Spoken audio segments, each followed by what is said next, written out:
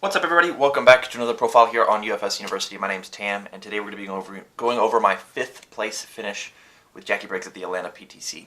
I was playing this deck underwater. It is your classic air ground loop getaway fire loop deck, but this is mainly just a profile on how that deck pseudo works, as well as some of the tech choices I made for the meta. Let's get at it. Alright guys, so we're going to talk about Jacqui Briggs real fast. The biggest thing about her is her 5-hand size, 33 life, water symbol. All respond after your opponent combat phase begins. You draw 3 cards and then discard down to your printed hand size.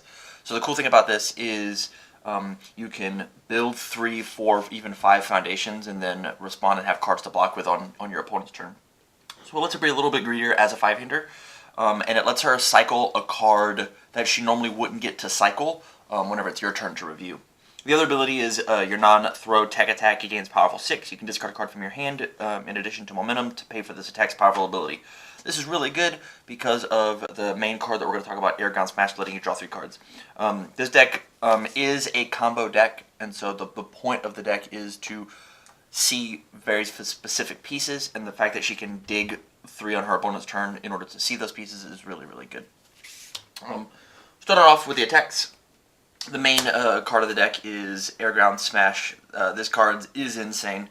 Draw 3 cards in anything that's a 5 or less, and then ready a foundation, which basically means it's a 5 diff. So it's a 5 diff, 6 high for 6, but it's actually a 6 high for 12 with Jacqui because you'll always have an extra card because of Airground Smash.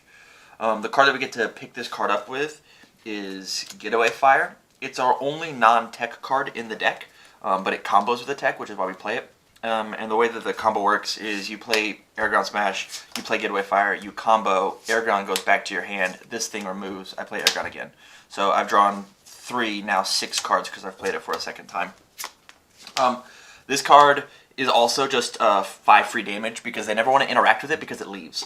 Because it got rid of the Airground Smash and it got rid of the Getaway Fire, it's just 5 damage, which is just really good.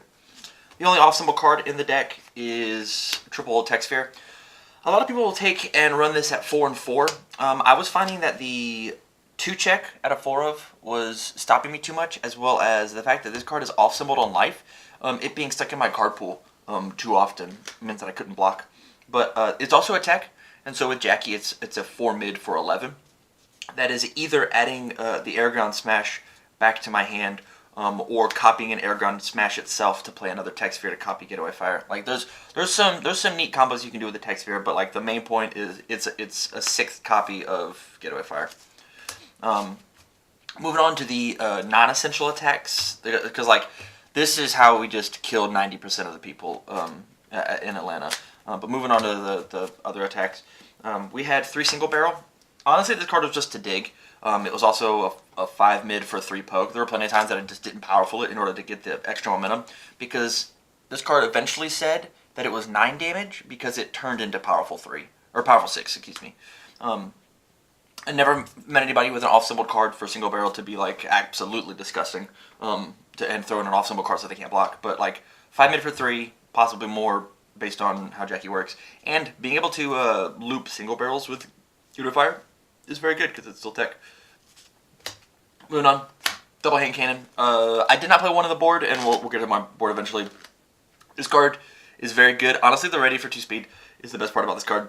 It's a 6 for 10 in Jacqui. If you have the 2 cards to discard, you have the momentum. And the static became relevant sometimes, especially versus Akuma, so that he could not multiple out some gyro attacks. As well as a Kung Jin could not pick up Punch and Judy, as well as a Kung Jin could not move a Fatality after he played it. It's good. Double Quick Burst.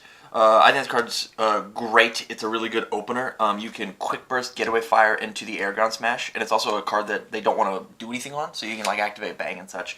And that's the other point of this card, Fatality. It was just a starter in order to let me set up my board state to where that you can't stop me, because you're not allowed to interact with what happens on Fatality. Whenever I play whenever I have Disruption, it's really good. So those are the attacks. I'm pretty sure I'm playing 19, and we're gonna move on to the actions now. We're running Triple Bang. This card is nuts. This card is not fair. The fact that it can seal a character, which is what it did 99.9% of the time, just said that like, hey, you're trying to kill me and your character's really good. Don't do that anymore. Or you want to try and stop my air gun smash? Well, I'll play Fatality and then bang. Or there was one time in my last round versus Tim Keefe, I played Fatality and had double Fatality in my hand, or double bang in my hand. So I played bang, and then played Fatality. He didn't block the Fatality because it's 0 damage, and then I banged and I got to draw my card, get a little extra damage in it, and I got to like go off. It was good. And then the last card for actions is Triple Audio League. I'm playing a combo deck, and so it's really susceptible to responses, such as Lilith Response or High Seas Adventure, or Revoke is really good. So just being able to pay 3 of my 33 life in order to cancel something is just really important. If I had a 4th one in the sideboard, I definitely would have played it. So now that we're going to go through the foundations, and we're just going to start at the 4 ofs, and I'm going to explain like the basic reasonings of why numbers are the way they are, as opposed to like what the cards do. So I played 4 Balance Fighter. Normally it's a staple rule to play this at a 3 of in any deck, but because Jacqui Briggs discards cards on her turn, there were plenty of times where I would open double Balance Fighter, respond to Jacqui Briggs at the start of their turn, draw my 3, and then discard the 2 Balance Fighter to draw 2 more. So at the very beginning of the game, I was a 7-hander, and then I drew back up to my full hand size at the start of the turn. I play 4 Design for Combat. It's just a dig for the combo, and it's spam. It's good. And then 4 Future Pool Set Date. This card is exceptionally good because 33 max vitality is really good when you can increase it back up to that max. And so it means you have to block less, as well as this card is a way to get cards out of my hand for whenever I am a 5-hander and I have to see my combo. So on their turn, I can just ditch no blocks in order to draw more cards. It's really good to be able to get my hand size down, block the 1 or 2 things that matter, and then pull it back up. Those are the only 4 ofs. Everything else is 3 or less. But Special Forces Elite, I wish was a 4 of. Every time that I saw this card on the field, I wanted to see more of it. Your tech attack is +1 speed is so absolutely disgusting in Jacqui, and this card should have been a 4 of. I think I was a little hesitant on the low block, maybe not having enough, but apparently, I should have had more low blocks in my deck. In addition to that, I'm playing triple Honky Tonk. It's really easy for a 5-hander to whiff their first build, and if you build a Honky Tonk and you whiff your last build, you didn't whiff if they attack. So what that means is they throw their... I have a foundation on top of my discard pile because I failed my check. Well, they throw an attack. The first thing I do is I just honky tonk that foundation, and it's like I didn't fail the check. It's pretty safe. The next card is Triple Explosive Acrobatics. I didn't want to play this at a 4 of just because I didn't have a block. And I always got my... It was a fail safe for whenever I didn't see Getaway Fire in my hand. I could just remove it from my discard pile either by discarding it or blocking with it, or honestly checking it. And the last 3 of is Triple Ageless and Wise. I feel like I have to play this card. I don't like playing it in any deck, but I have to play it because things like Jetta exist, things like From Hell exist, things like Randomly Dr. Wily exists. Being able to de-build my foundations is incredibly important when I'm just a 5-hand size character, and I gotta pass these cards on 6s. Like my whole deck was roll 6s and win. And so Ageless and Wise mattered because being able to flip to cancel losing my staging area was super important. On the 2 ofs, I got 2 God of Thunders. This card's like the ultimate extender. This card's not unique, which is why you play 2 of it. If it wasn't unique, you would just play 1. This card probably should be unique. But like, there were plenty of times where I needed to block with every card in my hand and I didn't have the staging area to do it. Well, this extends my staging area to what I need. Double Venomous. It never came in to play this weekend, but I still think this card is absolutely insane, and I think you have to play it at a 2 of. If you're not playing Venomous, it got sided out a bunch, yeah, but like, randomly you're going to lose to something that drew a bunch. I had this in versus Miles Tyler's Kin 2 deck, and just it existing in my deck made me feel safe from like Violet Shuriken being able to pick up whatever you wanted. I never had to worry about that happening. On to the next... Doubles Despise All Evil. This is honestly just for Akuma. This is for Akuma. This is for Vega. This is for the evil symbol right now, and I think this is one of the best ways to fight that symbol. There's 2 here, and then one of the board that we'll talk about. Double Oath. In testing, I fought against some throw decks, and I actually just couldn't deal with it. I could not deal with the throw decks to save my life, and so I didn't see any throw decks this weekend. But there were plenty of times where I only had a mid block. I didn't want to take the partial, and so Oath came into play. It possibly could have been cut. Hindsight, but just because like there's not a very developed throw deck in the format right now. But if I fought a Whitzel, this would have been really important. Next, double emergency rations. This is the one change that I wanted to make, or one of the two changes I wanted to make. This should have been a 3 of, possibly 4 of, honestly. Emergency rations is so slept on with cards that have such free abilities like Last of His Kind, like there were plenty of disruption tools that they doubled up on their foundations and wanted to like play a bunch of cool things. Like if Akuma builds 2 of his 1/5 no block or 1/5 3 block that says pump +X reach face down, they do it the first time and you're like, well, now you can't use the other 2 that you have built.